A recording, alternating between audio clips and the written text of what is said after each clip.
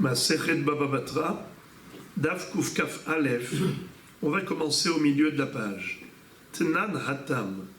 On a appris là-bas. La Gemara cite une Mishnah qui figure dans Masechet Ta'anit.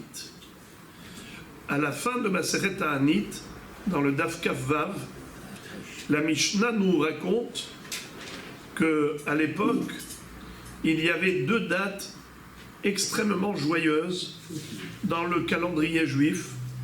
C'est le jour de Kippour et le jour de Tou B'Av, durant lesquels il y avait énormément de shidurim qui se faisaient, car les jeunes filles d'Israël allaient sortir dans les vignobles vêtues de blanc, de vêtements blancs qu'elles avaient empruntés, pour pas qu'il y ait de gens qui aient de robes plus belles que d'autres, ou bien plus riches que d'autres, pour créer un climat où tout le monde se sent à l'aise.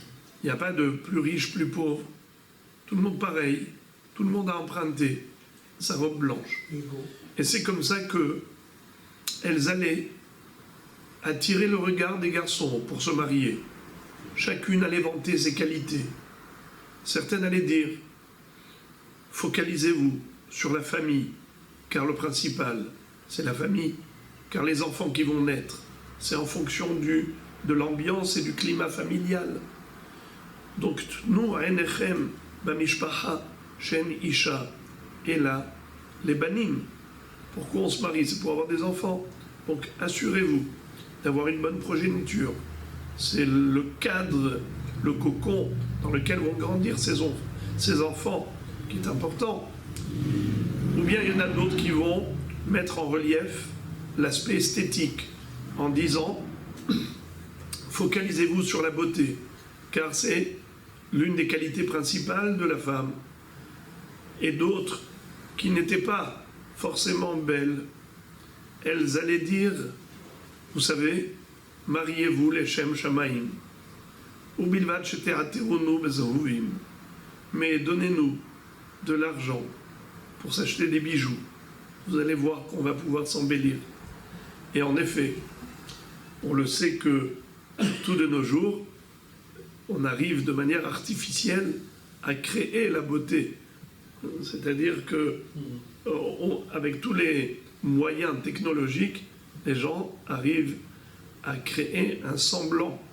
Mais en fait, il y a quelque chose de plus profond, c'est que Rabbi Ishmael disait que les filles d'Israël sont belles naturellement, mais c'est la pauvreté qui les enlaidise. Car il y en avait une à qui Rabbi Ishmael avait proposé un chidour. Quand le garçon l'a vu, il n'a pas voulu. Qu'est-ce qu'il a fait? Il a demandé à l'envoyer chez la coiffeuse, la maquilleuse, lui acheter une très belle tenue. Et ensuite, il a reproposé à ce garçon, comme si c'était un nouveau chidour. Et cette fois-ci, il a dit, ah, celle-là, je la veux bien. Rabbi Ishmael a pleuré. Il a dit, les filles d'Israël, elles sont belles, mais c'est la pauvreté qui les empêche de paraître comme elles sont vraiment. Alors, quand il est niftar, l'orateur funèbre, il a dit, filles d'Israël, pleurez le décès de Rabbi Ishmael, qui vous protégeait, comme Shaoul HaMelech également. En tout cas, ici, la Gemara va nous raconter cette histoire. Pourquoi? Quel rapport avec le sujet? C'est du hors-sujet a priori. Pourquoi citer la Mishnah dans Masechet Ta'anit qui nous raconte que pendant ces 2 jours du calendrier, à Kippour et à Tou B'Av, qui sont mentionnés comme étant des jours joyeux. D'ailleurs, entre parenthèses, la Gemara va dire, mais pourquoi on considère que Tou B'Av, c'est un jour heureux, encore Kippour, c'est tout à fait normal qu'on soit joyeux, car c'est un jour du grand pardon. Il n'y a pas de plus belle sensation que d'être déchargé, débarrassé de tous les chefs d'accusation, de toutes les fautes cumulées pendant l'année, et de s'en débarrasser à Kippour, est-ce qu'il y a une joie plus forte que celle-là? Évidemment que non. Mais en plus, c'est qu'on a reçu les nouvelles tables de la loi à Kippour, puisque Moshe Rabbeinu avait brisé les premières après la faute du veau d'or. C'était le 17 Tammuz. Et quand ils ont fait Teshuvah, et que Moshe Rabbeinu est monté au ciel, puis Rosh Chodesh Elul jusqu'à Kippour, il a prié 40 jours, 40 nuits. Et Kadosh Baruch Hu, non seulement qu'il a pardonné la faute du veau d'or, il n'a pas exterminé Israël comme il avait dit à Moshe Rabbeinu qu'il allait le faire. En plus, il lui a donné à nouveau la Torah, les nouvelles tables de la loi. Lohot Shniot. Donc c'est tout à fait normal et compréhensible que le jour de Kippour soit considéré comme étant une date joyeuse. Mais pourquoi Tou B'Av? Qu'est-ce qu'il y a de particulièrement joyeux à Tou B'Av pour dire que Lo hayu yamim tovim le Israël ki yom ha-Kippourim ve ke Tou B'Av? Il n'y a pas eu de jour plus heureux que cela. Qu'est-ce qui s'est passé à Tou B'Av? La Gemara va nous citer 6 raisons, c'est-à-dire 6 événements heureux qui se sont déroulés à Tou B'Av. C'est la raison pour laquelle c'est considéré Yamim Tovim.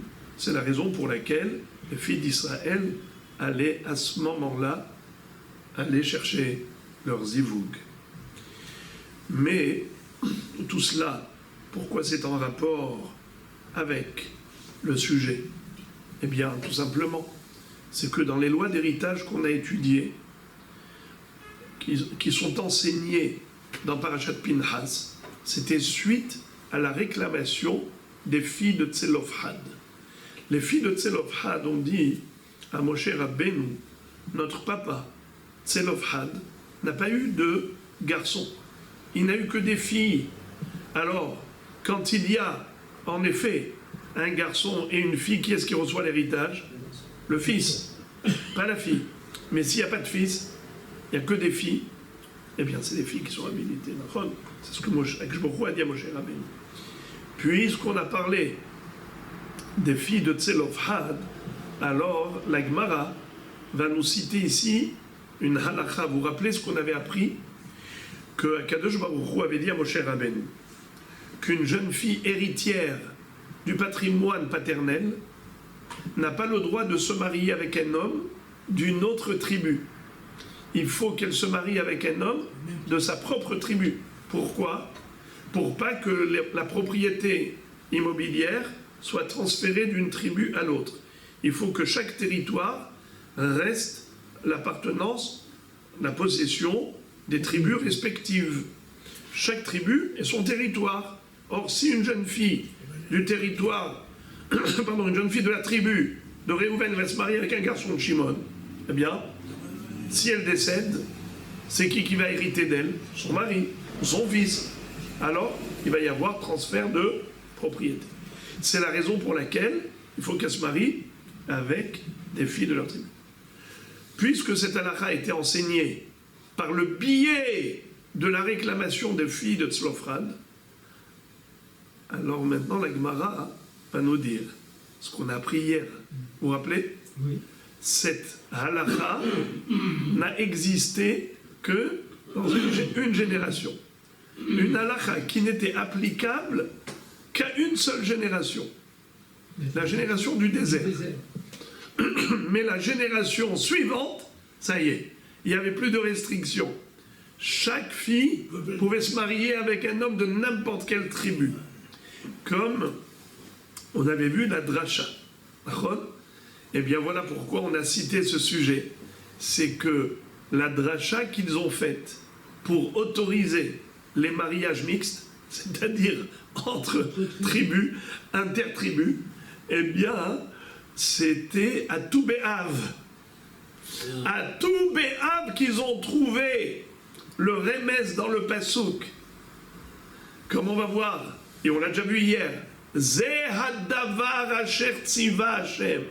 Zeh hadavar eno noheg ela bedorze.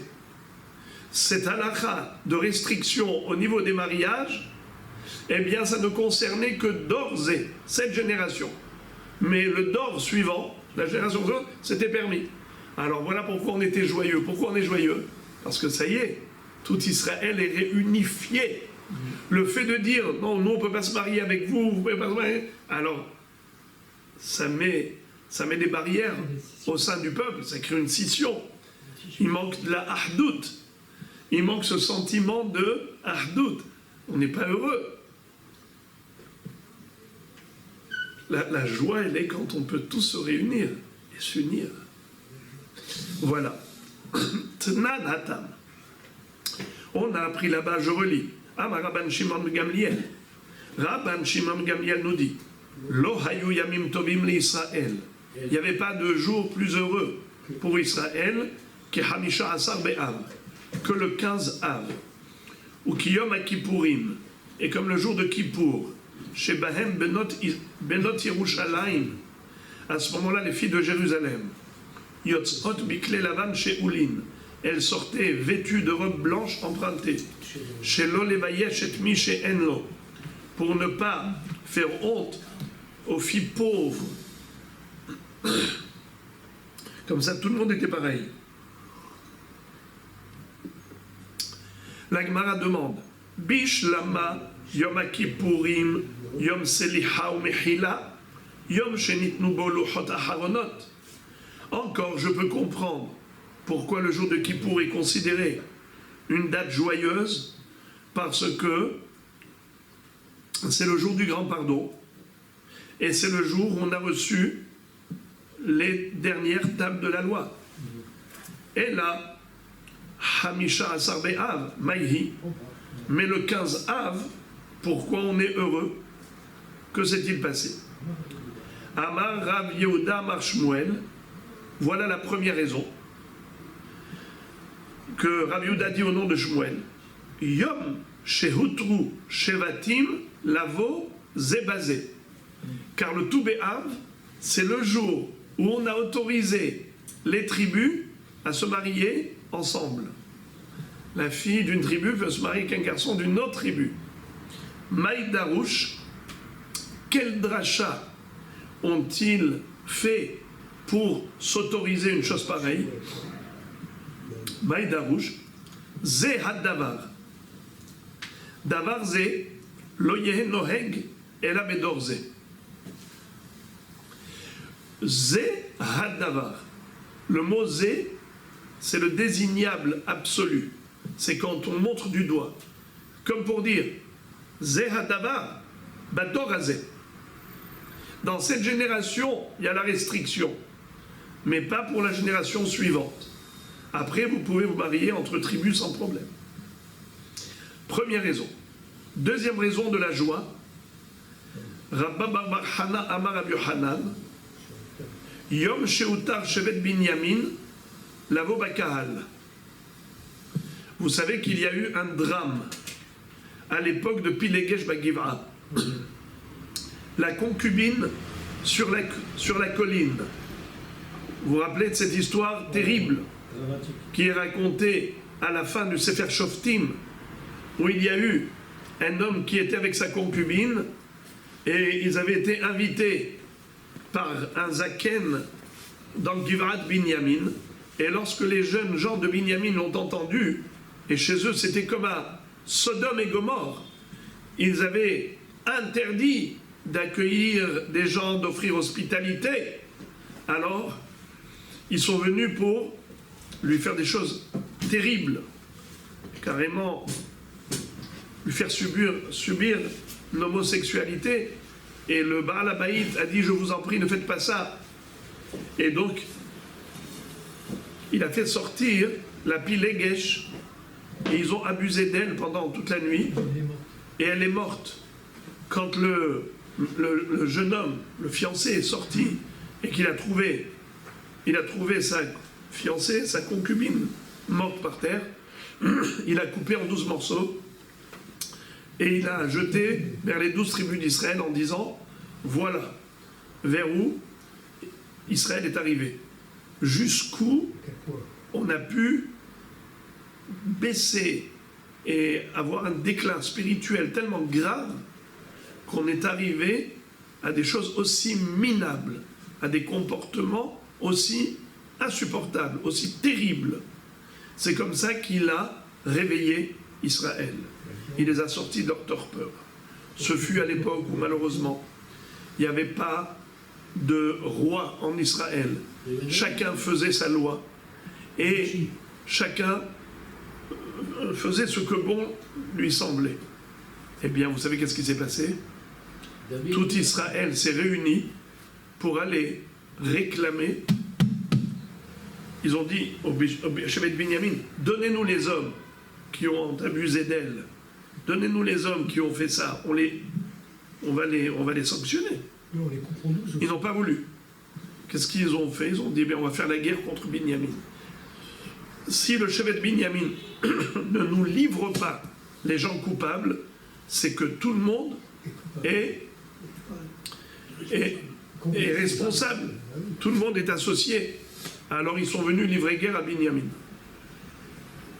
Premier jour, Binyamin a réussi à frapper Israël. Tellement ils étaient forts, ils ont réussi à combattre toutes les autres tribus. Deuxième jour, ils ont tué encore des milliers d'Israël. Troisième jour, c'était le contraire. Il y a eu plus de 70 000 morts. À tel point que dans Tana Develiaou, il est écrit qui est responsable de ces 70 000 morts qui sont morts dans Givat Binyamin? Eh bien, figurez-vous que Eliyahu Hanavi tient responsable le Sanhédrin de cette génération. Pourquoi? Qu'est-ce qu'ils ont fait de mal? Eh bien, c'est qu'ils n'ont pas été d'une ville à l'autre pour enseigner la Torah. Ils n'ont pas fait comme Shmuel à Ramati, Shmuel à Navi. Ils voyageaient d'un endroit à l'autre. Toujours comme si c'était un beddin ambulant. Ils voyageaient pour aller enseigner la Torah, pour aller juger en Israël. Mais le Sanhédrin sont restés sur place. Eh bien, comme ils n'ont pas été vers le peuple est resté ignorant. Et il y a eu une telle décadence au niveau de l'esprit qu'on en est arrivé à des choses aussi anormales. Eh bien, comme si on ne peut pas se décharger. C'est pas parce que les gens ne sont pas venus vers toi que tu ne dois pas aller vers eux. Il faut aller vers les gens pour ramener les gens à la Teshuvah. Bon, en tout cas,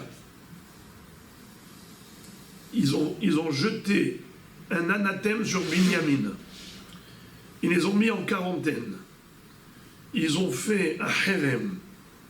Ils ont dit plus personne de chez nous ne donnera sa fille à Binyamin. Or, à la fin, c'est retrouvé que le Shevet Binyamin était en voie de disparition. Suite à cette guerre, où ils ont été exterminés, il ne restait plus beaucoup, 600 hommes, très très peu de Binyamin. Ils ont dit, on ne leur donnera plus nos filles. Alors, après ça, ils ont dit, mais c'est grave, il n'y aura plus de Shevet Binyamin, il va y avoir une tribu qui va disparaître. Alors ils ont fait une dracha. Ils ont dit, c'est que nous qui sommes frappés d'interdiction, mais nos enfants peuvent se marier avec Binyamin. C'est-à-dire, nous, on ne peut pas donner nos filles à Binyamin, mais nos fils peuvent donner leurs filles à Binyamin. Et aussi, nous, on ne donnera pas à Binyamin, mais Binyamin, il peut prendre de chez nous. Alors, regardez, ça, c'est quel jour qu'ils ont fait la dracha pour faire, j'allais dire, à Tarat Nedarim. Regardez ça. Rabba Bar Hana Marab Yohanan, Yom Sheutar Shevet Binyamin Lavo Bakahal Dirtiv, Ve-Ish Israël Nishba Bamitzpah Lemor, Ish Mimenu, Lo Yiten Bito le Binyamin le Isha. Là, aucun d'entre nous ne donnera sa fille à Binyamin comme épouse. Maïdarouche, quelle est la dracha qu'ils ont faite? Ils ont dit Mimenu, Velo Mibanenu. C'est-à-dire, c'est uniquement nous qui sommes frappés d'interdiction. Velo Mibanenu, mais pas nos fils. Nos fils n'ont aucune interdiction. On n'a jamais interdit à nos enfants de donner leurs filles. Nous, on ne donnera pas nos filles. mais nos enfants peuvent donner leurs filles. Donc quelle génération était concernée par cette restriction de mariage avec Shevet Binyamin? C'était uniquement la génération en question, ceux qui ont fait la guerre avec Binyamin. Donc on a déjà combien de raisons pourquoi Tou B'Av est un jour heureux? Premièrement, parce qu'à l'époque de Tselofhad, où Akadosh Baruch Hu avait dit qu'il n'y a pas de mariage intertribal entre les tribus, mais après ils ont fait une dracha, comme quoi c'est uniquement la génération du désert qui est frappée d'interdiction, mais la génération suivante, désormais ils ont le droit de se marier avec des autres tribus. Quand est-ce qu'ils ont fait la dracha de Zehadavar Asher Tziva Hashem, Davarze Nonoheg Ela Bedorze? Cette interdiction n'a lieu que pour cette génération, pas une génération ultérieure, c'était Tou B'Av. Également la dracha qu'ils ont faite en disant, après la guerre contre Binyamin, personne ne donnera sa fille à Binyamin, comme il est écrit, Ishmi Menu Loiten Bito le Binyamin le Isha. Alors quelle dracha ils ont faite? Mimenu, Velo Mibanenu. Nous on n'a pas le droit, mais nos enfants ils ont le droit. Quand est-ce qu'ils ont fait cette dracha? C'était quel jour? Tou B'Av. Entre parenthèses, le Ben Ish Chai dit Megalgelin Zechut al Yede Zakai, Megalgelin Zechut Leyom Zakai. Quand il y a une date heureuse, eh bien Akadosh Baruch Hu, il fait en sorte que tous les événements heureux arrivent en ce jour joyeux. Comme d'ailleurs, l'inverse est vrai aussi. À Tisha B'Av, il y a eu beaucoup de malheurs. Pourquoi?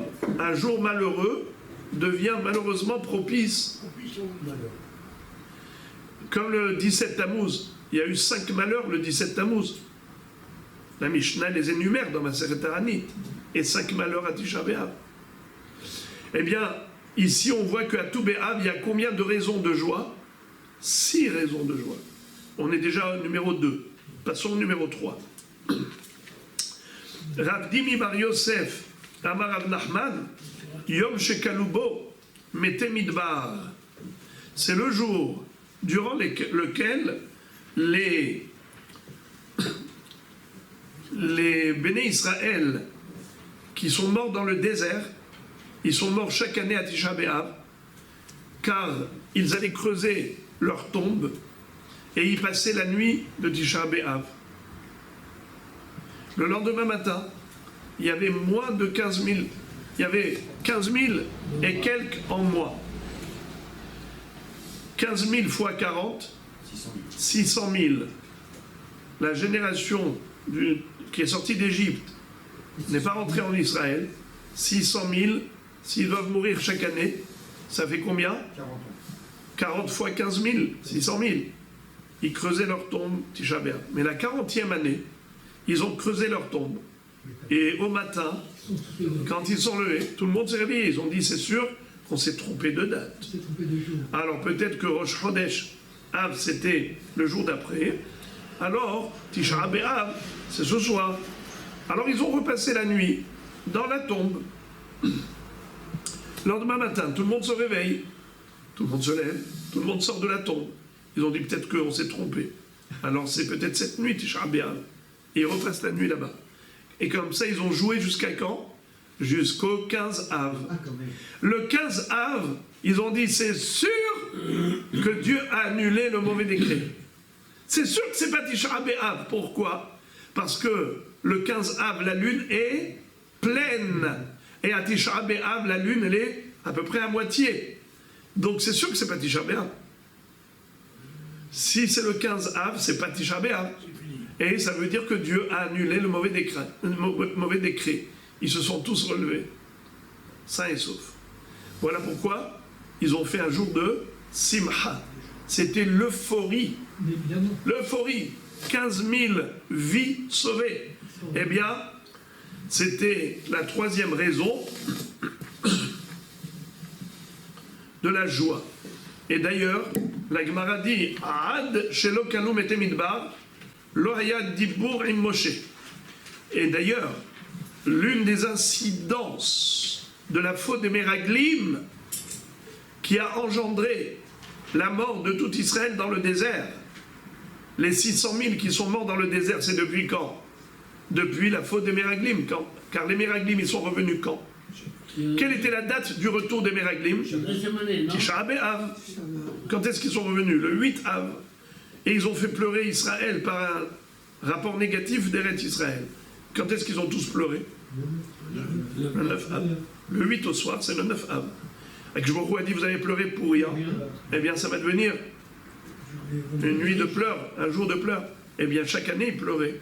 Et d'ailleurs, même après Chorban Beth Amikdash, on pleure parce qu'on veut Eretz Israël, alors qu'eux, ils ont pleuré parce qu'ils ne voulaient pas Eretz Israël. C'est des pleurs de réparation.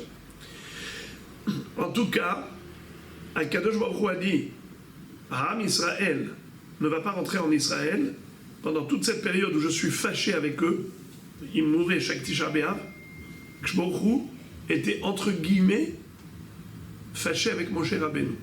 Ça veut dire qu'il ne lui adressait pas la parole. Lo haya dibur im Moshe. Il n'y avait pas de parole avec Moshe Rabbeinu. Jusqu'à la mort de toute cette génération.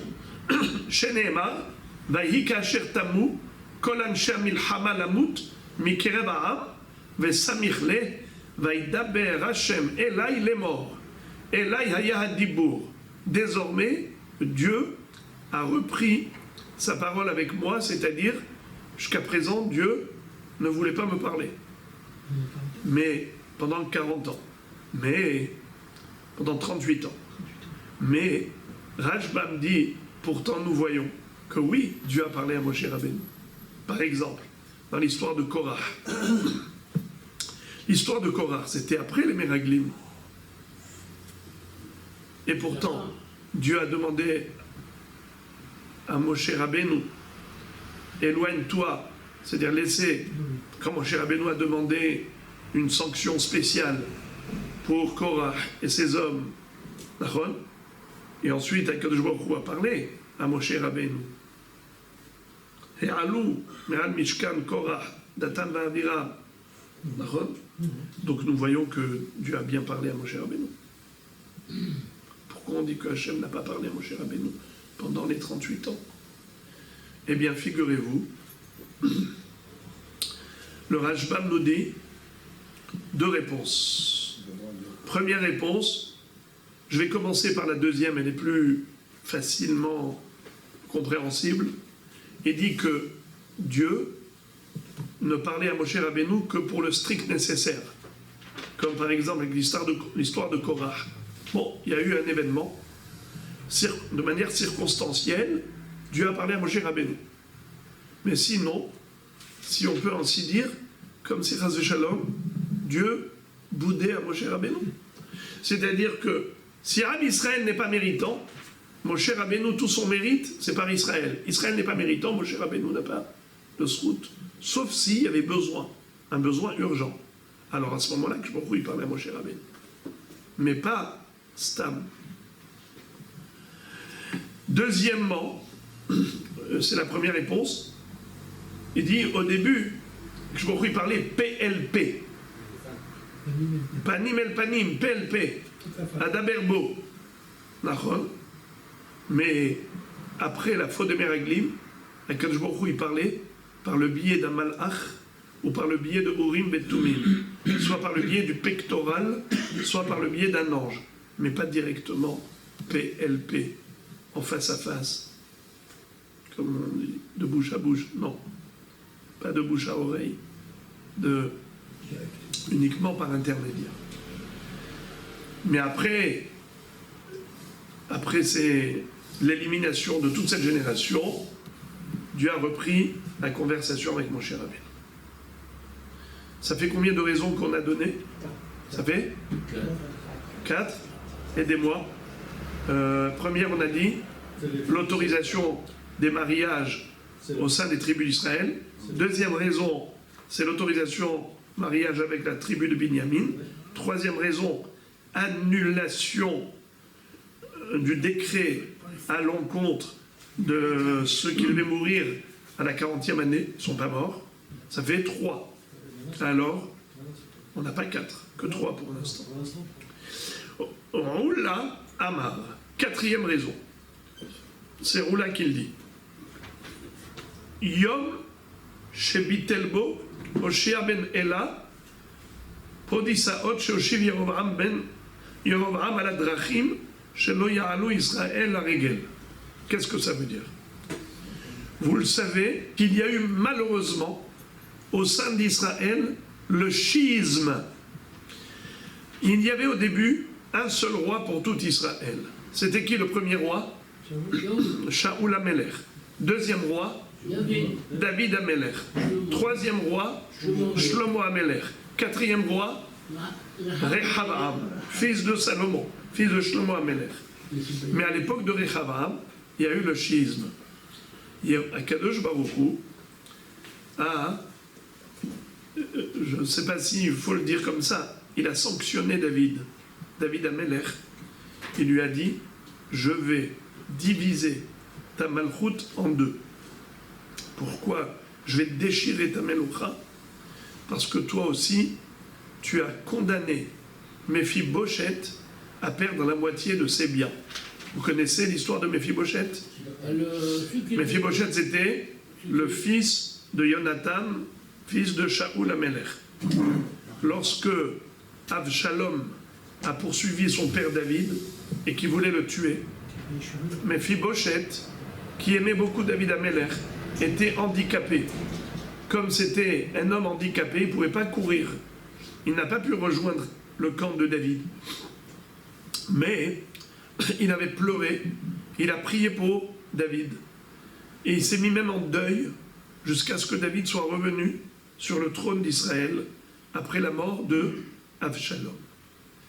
Mais qu'est-ce qui s'est passé? Il y avait un serviteur de Méphibosheth, un rachat, qui s'appelait Tziva. Ce Tziva-là a volé le champ qui appartenait à Méphibosheth. Et qu'est-ce qu'il a fait, ce rachat? Il savait que son maître était handicapé. Il a pris un âne et il est allé chez David Amelech. David Amelech lui dit, où est Méphibosheth? Il lui dit, Méphibosheth, il est très malheureux que tu es revenu sain et sauf. Méphibosheth, il espérait que peut-être Avshalom va te tuer et que lui, en tant que petit-fils du roi Shaoul, il va récupérer le royaume d'Israël. Et maintenant que tu es revenu, il est en deuil, il ne se coupe plus les cheveux. Méphibosheth, qui a compris que son serviteur s'est enfui et qu'il est parti chez David, alors lui, tant bien que mal, il est allé lui aussi chez David. Mais j'ai oublié de vous dire l'essentiel. C'est que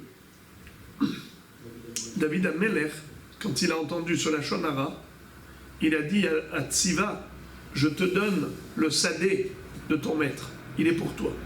Moi, en tant que roi d'Israël, je t'octroie et je t'offre le champ de ton maître. Qu'est-ce qui s'est passé quand Méphibosheth est arrivé? Méphibosheth, il vient et dit, ah, qu'est-ce que je suis heureux de te voir. Je suis heureux de te voir sur ton trône, David.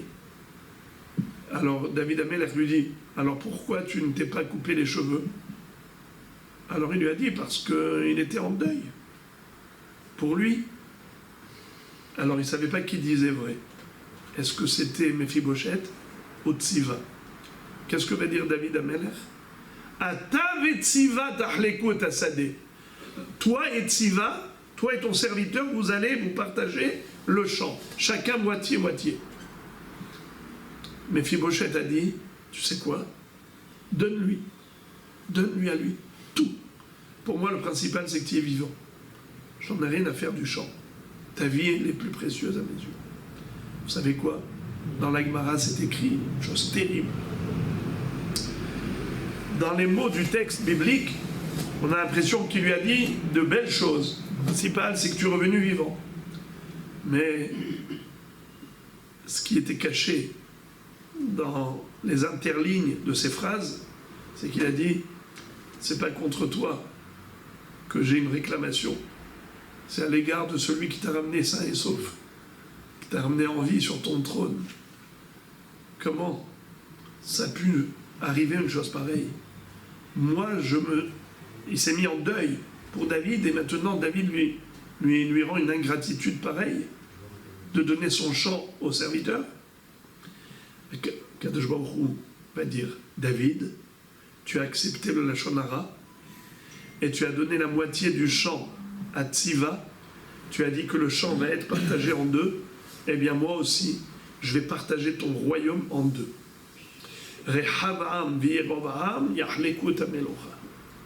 C'est comme ça que le schisme est né en Israël. Rehavam est resté roi de 2 tribus, Yehuda et Binyamin, et Jéroboam est devenu roi de 10 tribus. Mais qu'est-ce qui s'est passé? Yeroboam et Rehavam étaient 2 concurrents désormais. À Pessah, Shavuot et Sukkot, il y avait les 3 fêtes de pèlerinage où tout Israël se réunissait dans le Beth Amikdash. Et vous savez quelle est la halakha? On n'a pas le droit de s'asseoir dans le Beth Amikdash. Il n'y a qu'une seule exception. C'est les rois descendants de David Amelech, qui appartiennent à la tribu de Yehuda. Eux, ils ont le droit de s'asseoir dans le Beth Amikdash. Alors, il y avait 2 rois, côte à côte, pendant les 3 fêtes de pèlerinage. Yerovam, debout, et Rehavam, descendant de David Amelech, assis sur le trône. Jéroboam a fait une crise de jalousie. Il a dit maintenant, tout le monde va voir que lui il est assis et moi je suis debout. Ils vont dire c'est lui le roi et c'est lui le shamash. Comme si j'étais un bedeau. Alors que moi je suis un roi plus important que lui. Car j'ai 10 tribus sous ma gouverne. Alors que lui il n'a que 2 tribus. Qu'est-ce qu'il va faire? Il va prendre la décision d'empêcher les Juifs d'aller au Beth Amikdash pendant les fêtes de pèlerinage. Il va installer 2 veaux d'or, l'un à Dan et l'autre à Beth-El, et il va dire désormais, les 3 fêtes de pèlerinage, ce n'est plus au Beth Amikdash, c'est à Dan et à Beth-El. Et la Avodah Zara a commencé à se répandre au sein d'Israël à partir de Yerovam ben Nevat. Et c'est comme ça que, malheureusement, ça s'est répandu, et d'un roi à l'autre, ça allait de mal en pis, et c'est comme ça que c'était terrible, la Avodah Zara au sein d'Israël. Arrive un roi, d'abord, il y a eu une guerre avec les Assyriens.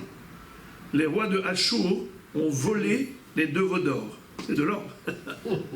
Mais les Juifs, malheureusement, n'allaient plus au Beth Amikdash. Pourquoi? Parce que Yerovam ben Nevat, ce rachat, non seulement qu'il avait mis les 2 veaux d'or à Dan et à Beth-El, mais en plus il a mis des policiers sur tous les chemins qui menaient vers le Beth Amikdash. Tous les chemins qui menaient vers Yerushalayim, il y avait là-bas des policiers qui interdisaient l'accès à Jérusalem pendant les 3 fêtes de pèlerinage. Jusqu'au jour est arrivé ce roi qui s'appelle Hoshea ben Ela. Lui, il a dit, c'est la démocratie. Chacun fait ce qu'il veut. Celui qui veut aller au Beth Amikdash, qu'il y aille. Il a retiré tous les policiers de là-bas. Eh bien, Hoshea ben Ela, c'était pas forcément un grand tzaddik. C'était pas un grand tzaddik. Mais c'était pas un grand rachat. Ça veut dire bien qu'il était encore... il avait un comportement négatif, mais par rapport à ça, il est considéré comme étant qu'il a fait quelque chose de positif. Eh bien, c'est la 4e raison de la joie de Tou B'Av. Pourquoi Tou B'Av est considéré comme étant une date joyeuse? C'est parce qu'à Tou B'Av, les Juifs ont obtenu le droit démocratique de monter au Beth Amikdash durant les 3 fêtes de pèlerinage, Pessah, Shavuot et Sukkot. Alors on a déjà 4 raisons. Qui veut répéter les 4 raisons? Rotrou Shvatim Navo Zebazé, Shevet Binyamin, Rotrou, également Kalou Mete Midbar. Kalou Mete Midbar, c'est quoi Kalou Mete Midbar? Ceux qui sont sortis d'Égypte et qui sont morts dans le désert chaque année à Tisha B'Av, la 40e année La 40e année. Hein? Eh bien, ils sont ressortis vivants la 40e année, donc il y a eu annulation du mauvais décret la 40e année. C'était à quel jour? Tou B'Av. Pourquoi Tou B'Av? Parce qu'à Tisha B'Av, ils sont rentrés dans la tombe. Mais ils sont ressortis vivants. Ils ont dit peut-être on s'est trompé. Alors ils ont réessayé jusqu'à Tou B'Av. Mais comme à Tou B'Av, la lune est pleine, ils étaient certains que c'est pas Tisha B'Av et que Dieu Béhémet a annulé le mauvais décret. Donc, c'est la troisième raison. Quatrième raison, on vient de le dire. Hoshea ben Ela, le jour de Tou B'Av, il a retiré les policiers qui empêchaient l'accès au Beth Amikdash. Very good. Maintenant, il faut la cinquième raison. On a dit, il y en a 6 en tout. Cinquième raison. Rav Matna Amar, Yom Shenitnu Haruge Betar Likvura. De Amar Rav Matna. Oto Ayom Shenitnu Haruge Betar Likvura. Tiknu Beyavne Hatov Ve'ametiv. Hatov Shelo Yisrechu Ve'ametiv Shenitnu Likvura. C'est-à-dire, dans Birkat Amazon, on a 3 brachot. Minatora. Hazan et Akol, Ala Aretz, Ve'ala Mazon, et Bonnet Yerushalayim. Mais que s'est-il passé plus tard, après la destruction du Beth Amikdash? Il y a eu la destruction de la ville de Bétar. C'était une ville où il y avait un monde fou.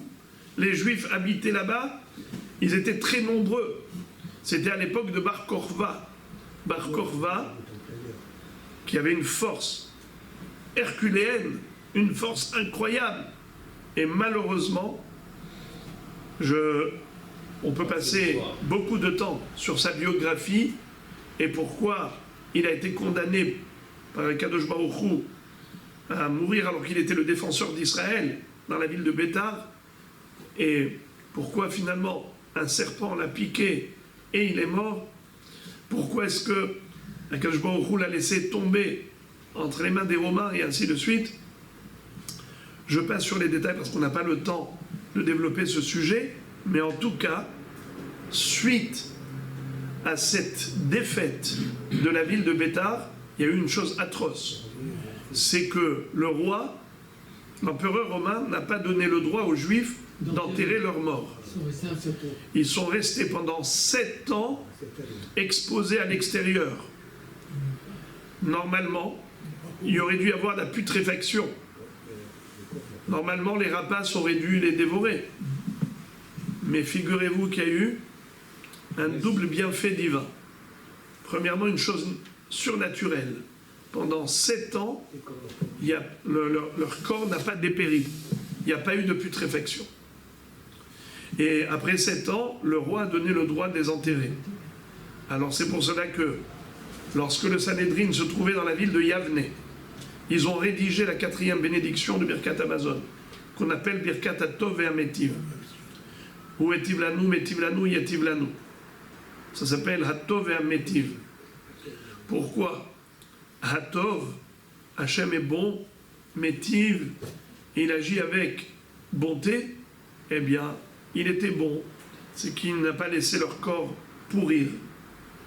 Et il agit avec bonté, c'est que finalement, ils ont eu une sépulture, une inhumation digne. Eh bien, ça c'était le jour de Tou B'Av. Voilà une 5e raison de la joie de Tou B'Av. Rabba et Rabbi Yosef, d'Amré Tarvaïou. Rabba et Rabbi Yosef vont donner la 6e et dernière raison. Pourquoi on est joyeux à Tou B'Av?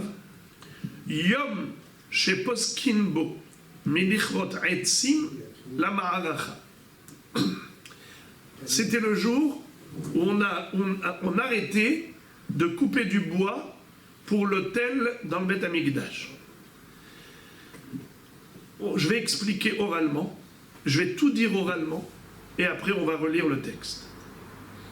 Il y a ici une discussion entre Rashbam et Rabbeinu Gershom, mais Oragola. Chacun explique cette Gemara différemment. Je vais d'abord donner l'explication de Rashbam, petit-fils de Rashi, et ensuite la raison de Rabbeinu Gershom et Oragola, qui était le Rav de Rashi. Vous savez que on coupait du bois, des bûches de bois, pour allumer le feu sur l'autel. Pour offrir les sacrifices, il fallait du feu. Ve'arechu etzim à la esh, ve'arechu etzim à la misbeach. Il fallait qu'il y ait tous les jours des bûches de bois sur l'autel. Mais à quel moment on coupait le bois? Eh bien, c'était pendant les mois d'été. Pourquoi les mois d'été? Parce qu'on voulait que le bois soit sec. Et pourquoi il faut qu'il soit sec? Pas seulement parce qu'il est facilement inflammable, mais c'était surtout pour pas qu'il y ait des mites qui aient rongé le bois. Pourquoi? Parce qu'un bois qui était rongé par la vermine n'était pas caché pour le misbéach. D'accord? Quand est-ce que les mites, la vermine, elle va ronger le bois? C'est quand il est humide. D'ailleurs, à chaque fois qu'on veut conserver quelque chose, qu'est-ce qu'on fait? On le déshydrate. Quand la chose elle est sèche, elle peut rester comme ça longtemps. Quand la chose est humide, elle pourrit. Alors, il s'arrêtait de couper le bois à la fin de l'été. C'est quand? À Tou B'Av. Pourquoi à Tou B'Av ils arrêtaient la coupure du bois pour le misbéach? Car à partir de Tou B'Av, le soleil commence à faiblir. Pendant le mois de Tammuz, il fait très très très chaud. Jusqu'au 15 Av, la chaleur est insupportable. Mais à partir du 15 Av, ça y est, le climat commence à se radoucir. Les journées d'été qui se rallongeaient, commencent désormais à se raccourcir. Et les nuits à se rallonger. Et la force du soleil s'atténue. Et donc, quand il n'y a plus de soleil, on a l'humidité. Quand il y a l'humidité dans le bois, il risque de pourrir. Alors, on s'arrêtait de couper le bois, le Tou B'Av. Et qu'est-ce qu'on appelait ce jour-là? Comment on l'appelait? On disait Yom Tavar Magal. Magal, c'est la faucille avec laquelle on coupait le bois. Ce jour-là, on séparait le manche de la partie métallique. La hache avec laquelle on coupait. Maintenant on disait ça y est, on peut séparer le manche de la hache. Pourquoi? Étant donné que ça y est, on ne va plus s'en servir maintenant, jusqu'à l'année prochaine, jusqu'à l'été prochain. Yom Tavar Maga, le jour où on cassait la pioche, on cassait la hache. On l'appelait comme ça. Et alors pourquoi c'est un jour heureux? Pourquoi c'est un jour joyeux? C'est là qu'il y a une mahloket entre le Rashbam et Rabbeinu Gershom. Rashbam dit, parce qu'on terminait une mitzvah, c'est ce qu'on appelle un siyum. Qu'est-ce qu'on fait quand on fait un siyum? On a terminé un livre de Gemara. On fait un siyum, une belle sérouda. C'est un jour heureux. On a terminé un livre. Eh bien, quand on a conclu une mitzvah, on est heureux. Car la mitzvah de couper du bois pour l'autel, c'était pendant tous les mois d'été, jusqu'au 15 Av. Le 15 Av, ça y est, on a terminé la mitzvah. Qu'est-ce qu'on est fier, qu'est-ce qu'on est heureux, qu'est-ce qu'on est joyeux. Ça y est, on a terminé la mitzvah de couper le bois. Rashbam. Tandis que Rabbeinu Gershom Meor Hagola, Rabbeinu Gershom Meor Hagola dit quelque chose d'incroyable. Vous voulez savoir qu'est-ce qu'il dit? Il dit comme ça. Quand est-ce qu'on peut étudier la Torah convenablement? C'est la nuit. En journée, on travaille. En journée, on est perturbé par le remue-ménage, par le bruit, par le vacarme, par les occupations, par les activités. Ça bouge. On n'est pas concentré. On doit travailler professionnellement. Le soir, ça y est, tu rentres à la maison. Et maintenant, qu'est-ce que tu fais? Quoi? Tu vas aller maintenant lire le journal, aller regarder le reportage et l'émission. Tu vas aller maintenant jouer à la belote. Non, tu vas aller étudier la Torah. Étant donné que les nuits se rallongent, eh bien on va étudier la Torah davantage. Voilà pourquoi c'était un jour joyeux. Et Rabotaï, qui est-ce qui coupait du bois pour le Misbéach? C'était quelques personnes. C'est pas tout Israël. Nachon. Rabotaï, la joie de voir quelques personnes venir étudier la Torah. Vous imaginez? Pourquoi tout Israël célébrait un jour de Tou B'Av? C'est parce qu'il y a quelques hommes qui sont en train d'étudier la Torah un peu plus longtemps. La nuit était courte. Ils étudiaient juste, on va dire par exemple, 2 heures la nuit. Maintenant elle est longue. Ils étudient 3 heures. On va dire il y a une vingtaine de personnes qui maintenant étudient 1 heure de plus. Tout l'hiver. Les nuits se rallongent. Ils étudient. Waouh! Tout Israël fait la fête. Il y a un kollel qui ouvre, tout le monde est joyeux. Vous entendez les frères et les amis? Pourquoi nous on doit se réjouir qu'il y a quelques hommes qui vont étudier la Torah un peu plus? Pourquoi tout Israël doit célébrer Tou B'Av? Parce qu'il y a quelques hommes qui vont étudier davantage de Torah. Parce que vous savez qu'est-ce que c'est que la Torah? C'est la vie d'Israël. C'est notre âme. C'est notre protection. C'est notre sécurité. Si on savait combien la Torah nous protège, eh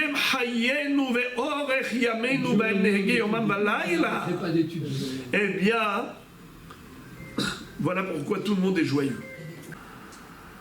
Écoutez ce que dit la Gemara d'ailleurs. Elle dit une chose terrible, ça fait peur. La Gemara dit Mikan vaelach demosif Yosif, she'eno mosif Yassif. Répétez. Mikan vaelach demosif Yosif, she'eno mosif Yassif.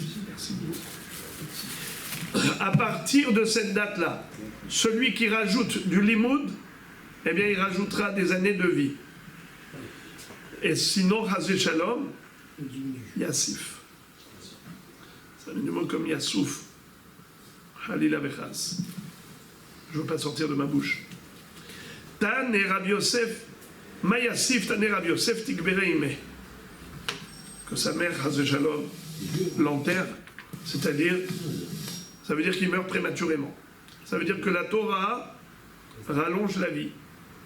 Et maintenant, la Gemara va conclure le sujet avec un thème qui, a priori, n'a rien à voir avec le précédent. Alors, on se demande pourquoi la Gemara en parle. Mais, en fait, vous allez voir qu'il y a un point commun avec le sujet. Tanu Rabanan. Shiva Kiplu et Kol Haolam Kulo. Hachamim disent que 7 personnes ont accompagné toute l'histoire du monde. Le monde doit durer 6 millénaires, comme 6 jours de la création, et ensuite c'est Olam Shekulo Shabbat, comme le 7e jour c'est Shabbat, le jour du repos.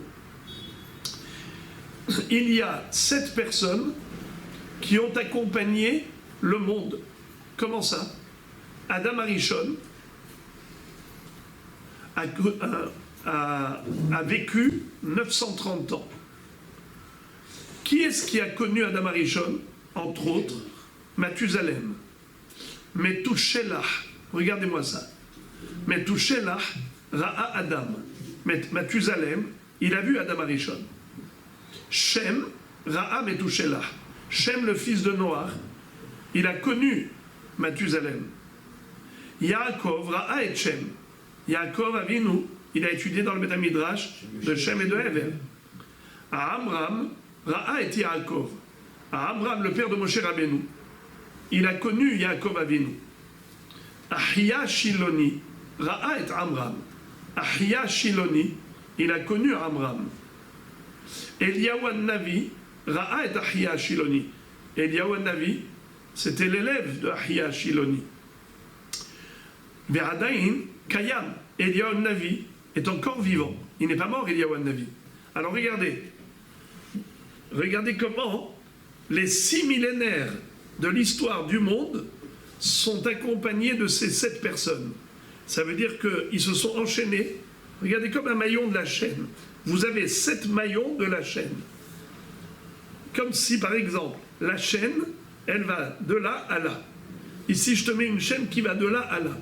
Mais attention, il faut qu'il y ait les 7 maillons. Si tu enlèves un maillon, tu peux pas couvrir la totalité. C'est qui les 7 maillons de l'histoire de l'humanité, l'histoire du monde?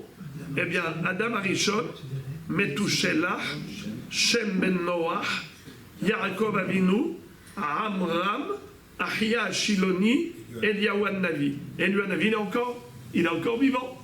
Donc, ce qui fait que ces 7 hommes-là ont couvert toute l'histoire. La Gemara s'étonne, elle dit Ve'ahia Shiloni ra'a et Amram. Ah bon? Ahia Shiloni, il a vu Amram, pourtant il est écrit Ve'haktiv ve'lo notar mehem ish ki im kalev ben Yefune ve'Yoshua bin Nun. Ahia Shiloni, il a bien vécu en Eretz Israël. S'il a vécu en Eretz Israël, c'est que forcément, il n'a pas connu ceux qui sont sortis d'Égypte. Il n'est pas sorti d'Égypte lui-même. Alors comment il a pu connaître Amram? S'il était sorti d'Égypte, donc il serait mort dans le désert. Alors comment c'est possible qu'il ait vécu en Israël et qu'il ait connu Amram? Mais Amram, il est sorti d'Égypte. Et Ahia Shiloni aussi. D'accord? Si c'est comme ça, si Ahia Shiloni est sorti d'Égypte, comment il a pu rentrer en Israël? Mais tous ceux qui sont sortis d'Égypte sont morts dans le désert. Amar Avamnuna, Lonixera Gezera al Shifto Shel Levi. En fait, Ahia Shiloni était du Shevet Lévi, et donc il a vu Amram en Égypte, Amram et Niftar en Égypte. Il avait vu Amram en Égypte, et il est sorti d'Égypte. Et mais le Shevet Lévi n'est pas mort dans le désert. Dirtiv, d'où on apprend que le Shevet Lévi n'a pas été concerné par l'extermination dans le désert, après la faute des Meraglim. Dirtiv, Bamidbar Azé, Ipelou Pigrechem, dans le désert, vos cadavres vont tomber. Vechol Pekudechem, Lechol Misparchem, Miben Asrim Shana Bamala. Et tous ceux qui sont recensés, dénombrés depuis l'âge de 20 ans.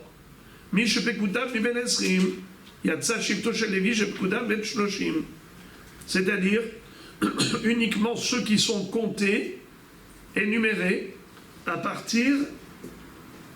qui sont recensés à partir de 20 ans. Mais le Shevet Lévi, il est recensé à partir de quel âge? 30 jours. Que veut dire que le Shevet Lévi est compté à partir de Shloshim?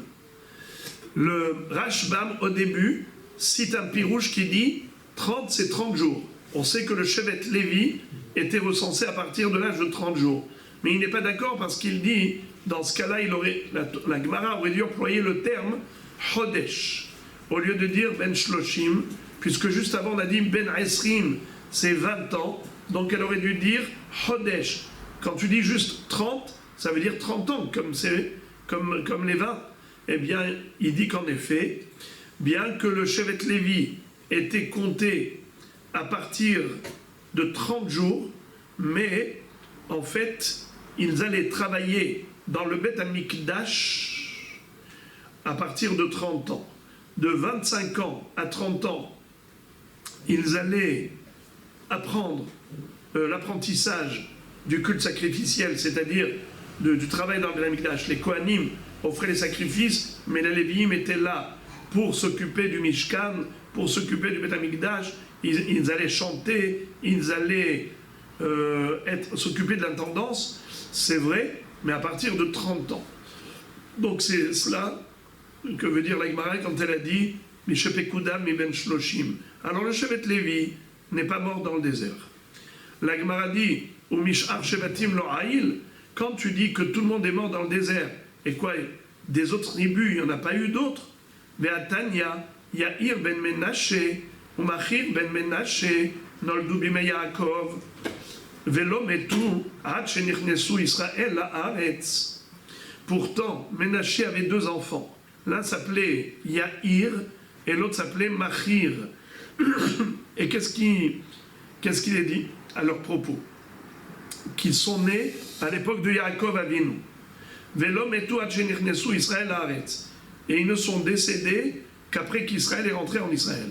Sheneemar, comme il est dit à propos de la guerre de la conquête d'Eretz Israël, Vayanusu lifnei anshe ha'ai, vayakum mehem anshe ha'ai ki shloshim veshisha ish. Vous savez qu'après que Achan a touché au butin de Jéricho, alors que Yoshua bin Nun avait jeté un anathème sur la ville de Jéricho, Achan avait pris du butin. À cause de cela, il y a eu un drame. Qu'est-ce qui s'est passé? C'est que dans la guerre suivante, avec les habitants de Ha'ai, eh bien, il y a eu 36 morts d'Israël. Yoshua bin Nun s'est jeté face à terre devant Dieu en disant: comment est-ce possible? Mais si toi, Hachem, tu es avec nous, on ne devrait pas avoir un seul mort. Il n'y a jamais eu de mort dans la guerre de la conquête d'Eretz Israël. Pourquoi? Qu'est-ce qui s'est passé? Et Akadosh Baruch Hu a dévoilé à Yoshua bin Nun la raison. Il lui a dit: il y a eu quelqu'un qui a fauté, qui s'est servi du butin de Jéricho sur lequel il y avait un anathème qui avait été jeté, et donc Hata Israël, et c'est comme ça qu'ils sont remontés de fil en aiguille. Ils ont attrapé Achan, ils l'ont condamné, exécuté, et ensuite ils ont gagné la guerre, évidemment. Eh bien, tu vois que il y en a eu 36 qui sont morts. C'est qui dit 36? Shloshim veshisha mamash, divrei Rabbi Yehuda. Amar lo Rabbi Nehemia, vechi neemar shloshim veshisha, ve'alo lo neemar, ela ki shloshim veshisha, ela ze Yair ben Menashe, sheshakul keruba shel Sanhedrin. C'est-à-dire, en fait, en réalité, il n'y a pas eu 36 morts. Il y a eu un seul mort. Mais c'était qui celui-là? C'était Yair ben Menashe, qui était tellement important, considéré comme 36 personnes, qui constituent le rov du Sanhedrin. Dans le Sanhedrin, il y a combien de Hachamim? 71. Combien c'est la majorité? La majorité de 71? 36. Eh bien, c'est pour ça que c'est écrit Kishloshim Veshisha. Qui est-ce qui est mort? Combien ils sont morts? Comme 36. Ça veut dire quoi comme 36? Alors dit 36. C'est quoi comme 36? Comme 36, ça veut dire celui qui était considéré comme 36 Hachamim. C'était Yair ben Menashe. Donc un seul homme qui est mort, mais qui était comparé à 36 hommes. Alors tu vois que Yair ben Menashe, qui est né à l'époque de Yaakov Avinu, et Niftar où? Dans la guerre de Ha'ai. Où ça? En Israël. Ça veut dire que bien il a traversé le désert et il est rentré en Israël. Mais comment il a pu rentrer en Israël, puisqu'on a dit que tous ceux qui sont sortis d'Égypte sont morts dans le désert. Et là, Amar Habar Yaakov, Lo nigzera gezera, lo al pachot mi ben esrim, ve lo al yater mi ben shishim. Qu'est-ce que ça veut dire? Il n'y a pas eu de décret à l'encontre de ceux qui étaient inférieurs à 20 ans au moment de la sortie d'Égypte, et de ceux qui étaient supérieurs à 60 ans au moment de la sortie d'Égypte. C'est-à-dire que soit ils avaient moins de 20 ans, soit ils avaient plus de 60 ans, alors en effet ils sont rentrés en Israël. Alors maintenant on a compris. Ahia Shiloni, pourquoi il est rentré en Israël? Car il n'avait même pas 20 ans au moment où il a connu Abraham, au moment où Abraham est Niftar. Il y a où? Maintenant, la Gemara explique la preuve. Lo al pachot mi ben esrim, dirtiv mi ben esrim shana v'ma'ala. Velo al yater mi ben shishim, gamar vamala me'arachim. Ma lehalan yater mi ben shishim, kepachot mi ben esrim, afkan yater mi ben shishim, kepachot mi ben esrim. Et on a terminé le sujet, juste, on explique ce dernier passage. On le sait que la Gézéra, elle était qu'à partir de l'âge de 20 ans. Ceux qui avaient moins de 20 ans, pendant l'histoire de Meraglim, ceux qui avaient moins de 20 ans n'ont pas été condamnés. Qui a été condamné? Que ceux qui avaient plus de 20 ans. Mais il n'y a pas écrit jusqu'à 60 ans. Comment on sait que ceux qui avaient plus de 60 ans aussi ont été épargnés, comme ceux qui avaient moins de 20 ans? Alors, il nous dit, on apprend par la Gzera Shabbat. Il y a le même mot à propos de Arachim. Vous savez c'est quoi Arachim? Arachim, c'est quand une personne consacre au Beth Amikdash sa propre valeur. Il y a deux sortes de valeurs. Il y a une valeur relative et valeur absolue. La valeur relative, c'est en fonction du marché des esclaves. Un homme d'un tel gabarit, combien il coûte dans le marché des esclaves? Eh bien, s'il dit Damay Alay, il doit donner au Beth Amikdash son prix relativement au cours du marché. Mais s'il n'a pas dit Damay Alay, il a dit Erki Alay. Erech, dans la Torah, on a une grille, on a un tableau. Pour chaque âge, quel est le Erech?